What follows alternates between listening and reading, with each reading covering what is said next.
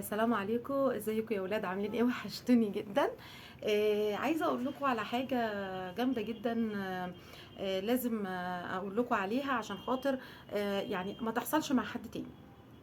ان انا نفسيتي تعبانه جدا في الموضوع ده، وعايزه اقول لكم في مشاكل كتيره قوي في البيت عندي بسبب الموضوع ده. يعني ان انا جوزي بيقول لي انت بتتصرفي بدماغك وانت بتجيبي بدماغك والكلام ده، وانا والله ولا بتصرف بدماغي ولا حاجه. بس انا يعني وقعت في ناس نصابه، انا وقعت في ناس نصابه. الموضوع من البدايه ان انا شفت بلوجر مشهوره قوي على الفيسبوك. تمام. بتعمل اعلان لمحل موبيليا، وان هي اشترت من عنده، وان هو عامل عروض، وان هي اشترت من عنده حاجات حلوه، وان الخشب بتاعه ممتاز، وان تقفيله ممتاز، والكلام اللي انتوا فاهمينه ده كله. انا من زمان بحب اغير العفش بتاعي على طول. يعني انا باخد بالي قوي من عفشي، بحافظ عليه قوي، ما بخليش الحمد لله يعني في اي حاجه. لدرجه ان انا لما باجي اغير العفش ببيعه، وعرايس بياخدوه مني، وبجيب عفش تاني وبغيره تمام، وبحط عليه فرق بسيط قوي، لان العفش بيبقى لسه بحاله يعني. هتقولوا بقى ده عيب فيكي او دي ميزه، انا عارفه ان هي دي عيب فيا. بس هو انا سبحان الله لما العفش بيقعد معايا كتير بحس ان انا عندي طاقه سلبيه كده، وبحس باكتئاب والكلام ده كله. فمش عايزين نبعد عن الموضوع قوي عشان ما تتوهوش مني. يعني هقول لكم الموضوع دلوقتي. المهم، فلقيت بلوجر عامله الاعلان اللي بتاع موبيليا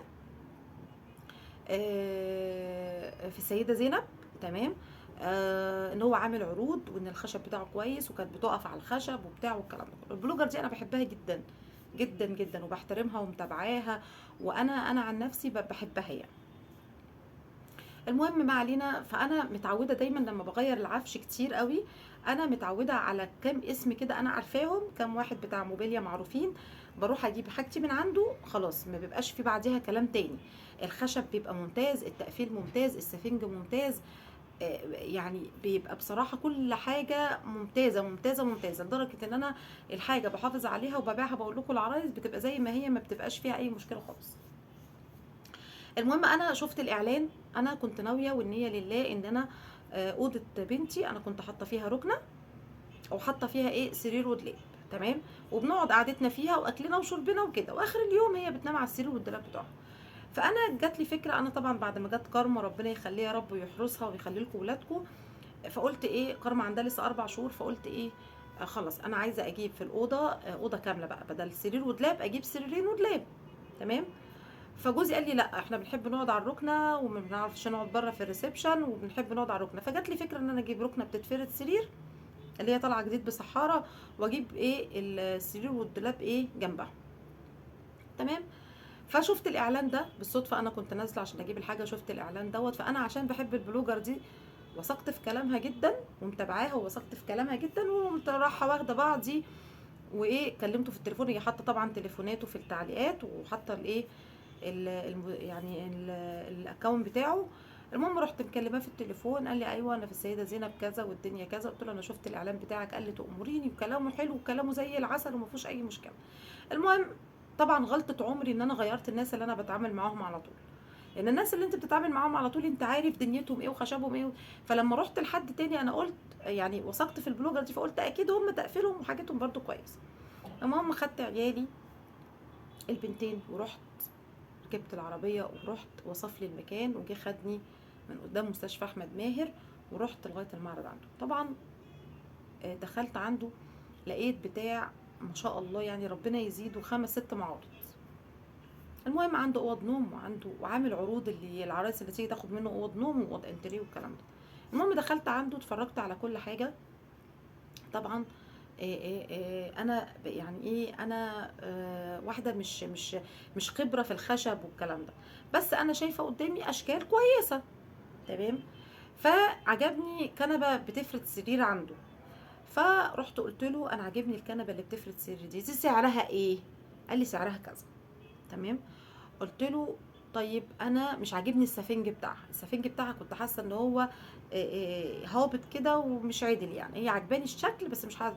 راح ولا اللون، راح قال لي لو على اللون تعالي اختاري القماشه اللي انت عايزاها من محل القماش بتاعنا.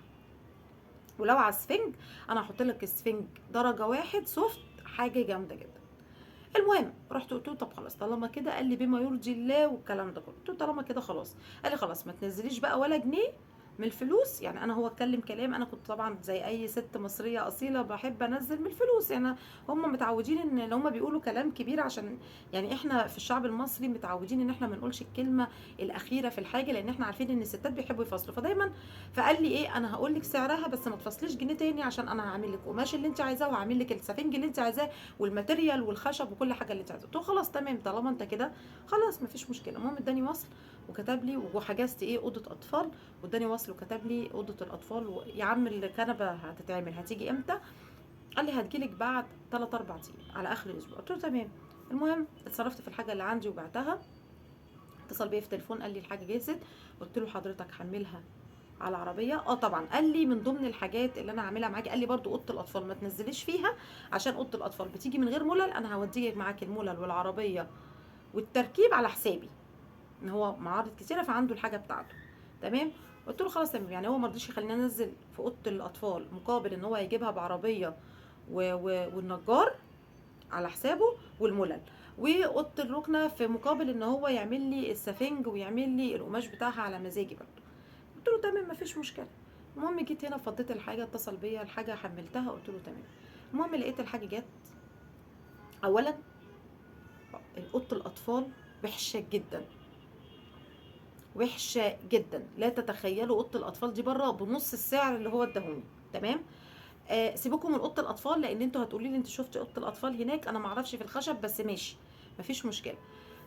غلطتي وانا اللي اخترتها. تعالوا نشوف على الركنه بقى اللي انا قلت له لازم تعمل سفنج وتقفيل حلو. اولا الركنه طالعه لي متهربده. الركن هو اللي جايب الشيالين، انا اللي محاسبه الشيالين مديالهم 600 جنيه لان انا في الدور ال11. الركنه طالعه لي متهربده. الركنه طالعه لي القماش بتاعها متقطع من كل الزوايا، في قطعات من كل الزوايا. المهم طلعت فوق وبتاع، فجوزي قاعد يقول لي شايفه الركنه؟ قلت له ايه مش مشكله، القطعات الصغيره دي انا ايه هظبطها وادويها وكده. قطعات يعني ايه في الركن، في حتت صغيره كده بس كتيره نتشات من على السلم. قلت له خلاص خليها مش مشكله وانا ايه هتصرف فيها وكده. المهم اتصل بيا في التليفون قال لي ايه الاخبار؟ قلت له بصراحه ربنا الركنه حصل فيها كذا كذا كذا ومش عاجباني. قال لي كنت ارميها من الدور ال11 وانا اجيب لك غيرها. فانا طبعا يعني اتكسفت من اتكسفت من اللي هو بيقوله، يعني من ذوقه كده. فقلت له لا ازاي، عليا وعليك وده نصيب وكده وخلاص. المهم ايه، جوزي قاعد على الركنه جنبي، مفيش 5 دقايق بالظبط لقيت الركنه كانك السفنج بتاعها هبط، كانك عامله فيها حفره. عارفين الحفره؟ مش هبط بعقل، عارفين الحفره زي ما اكون عامله فيها كده ايه، حفره. فلما قام رحت اتخضيت، بشوف الركنه كده لقيتها بتزيق، بتعمل صوت تزييق ومحفوره، والسفنج مش راضي يطلع. اتصلت بيه في التليفون قلت له يا حاج محمد الركنه السفنج هبط ومش راضي يطلع. قال لي لا لا لا ما تخافيش ده سوفت، ده انت بكره بالكتير هتلاقيه طلع وايه راح مكانه. قلت له يعني ما فيهاش مشكله؟ لا لا لا ده انا جايب لك درجه اولى سفنج، ده سوفت هيطلع مكانه بس بالراحه وبالهدوء. صحيت تاني يوم الركنه ما طلعتش مكانها. مكان الايدين بتاعه الركنه لما بنقعد كده مثلا، مكان الكوع ده يحفر في قلب السفنج وما يطلعش تاني. طبعا الدنيا دي ما عجبتنيش. اتصلت بيه تالت يوم قلت له الحاج محمد السفنج ما طلعش. تمام. طبعا غير تقفيلها وحش جدا جدا جدا جدا، يعني شفت الخشب من جوه، الخشب متقطع من تحت، الخشب متقطع ومتوصل. الحاجات دي انا كنت شفتها وما كنتش بقول لجوزي عليها، لان جوزي طبعا هيقول لي انت اللي اخترتي والكلام ده كله. المهم فلما جوزي شاف السفنج نزل بالطريقه دي، فكلمته في التليفون قلت له يا حاج محمد السفنج انت قلت لي هيطلع مكانه وما طلعش مكانه. قال لي يعني انت عايزه ايه؟ قلت له انت تقدر تعمل لي ايه فيها؟ قال لي انا هبعت ناس ياخدوها وهجيب لك ركنه تانية زيها. قلت له كتر خيرك ربنا يخليك تسلم لي كفايه ذوقك الكلام ده كله، بس يعني ماشي يا حاج محمد مفيش مشكله. قال لي ماشي. تاني يوم اتصل بيه في التليفون يقول لي اصل انا مش موجوده، اصل انا مسافر دمياط. تالت يوم اتصل بيه في التليفون اصل الراجل ما بيردش اللي بيعملها. قلت له يا حاج محمد انا غير لي السفنج بتاع الركنه، وانا هدي لحضرتك يعني اعمل لي ركنه وبنفس اللون اللي انا اخترتها، وهات لي سفنج درجه واحد وانا هزود لك على الفلوس 1000 جنيه عشان السفنج. قال لي لا لا مش موضوع فلوس. قلت له معلش، عشان ابقى مستريحه نفسيا، عشان ما احسش ان انا جيت عليك، تمام، مع ان انا متفقه معاه من الاول ان السفنج يطلع درجه اولى. اما الشايلين يجيبوها لي هدي لحضرتك ايه 1000 جنيه، حق السفنج اللي انت هتحطه ياخدوا بتاعتي دي، وانت ايه هتعرضها عندك هيبقى ليها زبونه. قال لي تمام وبتاع. اتصل بيه بعديها ما يردش، اتصل ما يردش، اتصل ما يردش. جوزي رحت طبعا انا بقى ما قدرتش، المنظر صعب، وجوزي كل يوم يزعق اكتر. تقعدي اكنك بتقعدي على الخشب نفسه، السفنج ما بقاش فيه سفنج، اتحفر خالص، يعني الكنبه نازله بميل كده فظيع، اتحفر خالص، اكنك الكنبه بتزيق، تقفيلها اي كلام، الخشب من تحت بتوصل. يعني اسوأ حاجه جبتها من ساعه ما ربنا خلقني على وش الدنيا وابتديت اجيب عفش وموبيليا، اسوأ حاجه جبتها.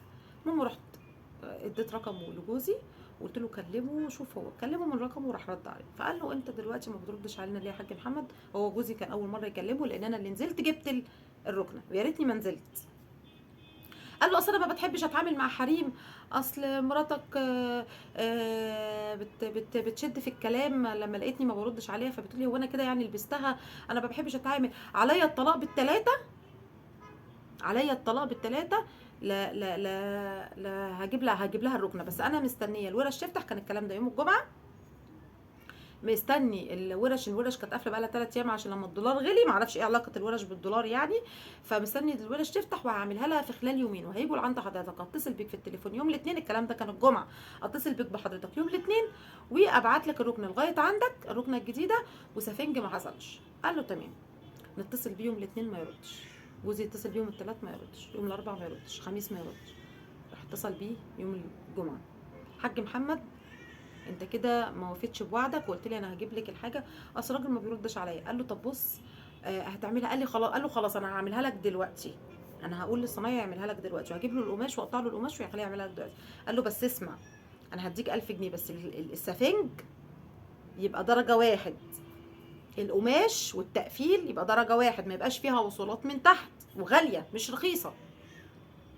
راح قال له لا طالما كده بقى، هو بقى كده عارف شغله، حضرتك انا ايه رجع الركنه، حضرتك رجع ركنه. جوزي قال له مفيش مشكله ارجع لك الركنه طالما انت مش في امكانياتك تعمل ايه حاجه كويسه، تمام. يتصل بيه في التليفون بعديها ما يردش برضه، مش عارفين نوصل له.